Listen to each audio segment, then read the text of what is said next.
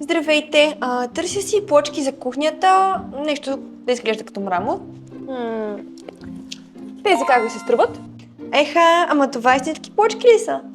Всъщност това са панели лукс, имитация на плочки, с които не е нужно да правите тежки ремонти. Те наистина изглеждат едно към едно като истински плочки. Обаче обикновено знам, че тези нови технологии са доста скъпи. Започват от 76 цента за брой. Какво? Да, и може да си направите цяла стена, без да ви излиза цяло състояние. А ако искам да си сложа в банята, няма ли да се съсипят?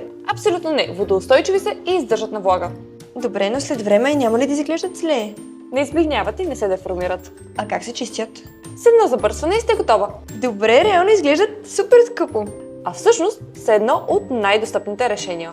Значи мога да си променя цялостната визия вкъщи. Без да правите цялостен ремонт. Къде сте били до сега? Купувам ги. Добре дошли в Артоаза.